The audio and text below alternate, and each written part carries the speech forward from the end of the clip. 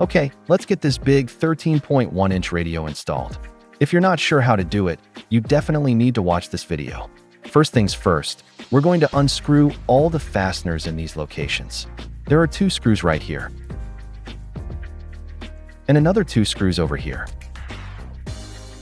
There is 1 screw in each of these 3 locations. Once all those screws are out, grab the tool we've included and carefully pry off the center storage compartment panel.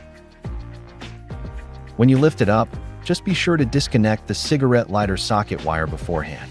Next, we'll remove the old radio panel and unplug all the wires connected to the back of it.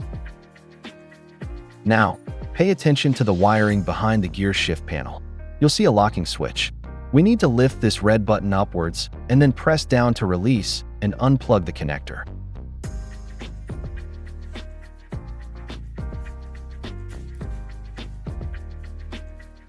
Alright, let's take out the old radio display. After that, we're going to remove the gear shift controller. For this step, we first need to unscrew these 8 screws you see here in the picture. Unscrew the 6 securing screws shown in the image.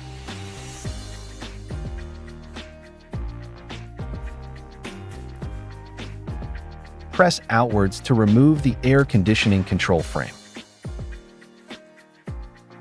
Then, unscrew the 2 securing screws and remove the hazard light panel.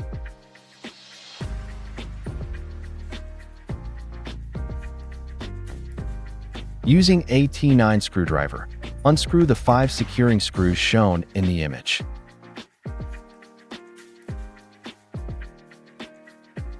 There are retaining clips on the left and right sides. Use a tool to pry them open.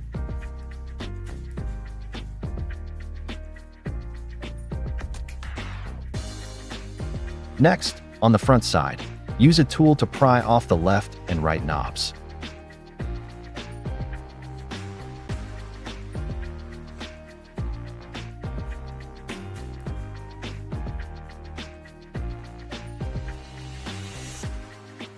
Press and hold the center knob, and then push downwards firmly to remove the panel.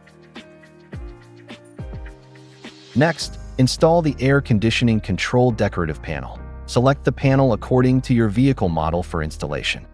For models with manual air conditioning, there's no need to disassemble the circuit board.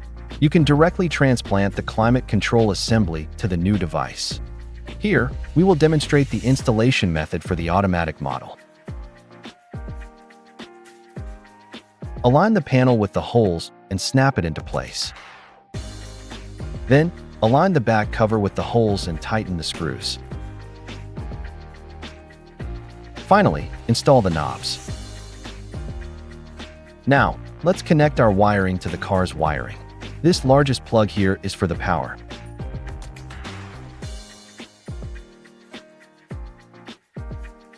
And this smaller plug on the power cable is for the car horn. Next, connect the radio antenna cable.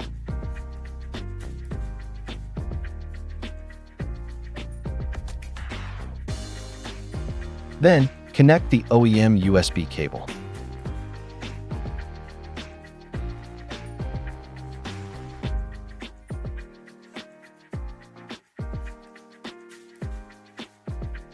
If you're using the rear view camera we provided, you'll need to find its power cable. It's the 3rd wire counting from the black one. In the video, it's shown as brown. Keep in mind that power cable colors can differ between batches, so relying solely on color is just a reference.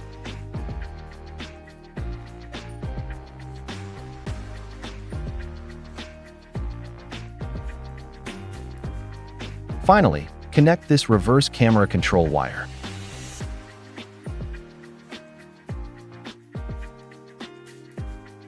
Go ahead and screw in these 2 fixing screws. Then, we can put the storage box back in place. Unscrew these 2 top fixing screws and then snap the trim piece back on. And just like that, you're all done. If you enjoyed this video, please give us a thumbs up.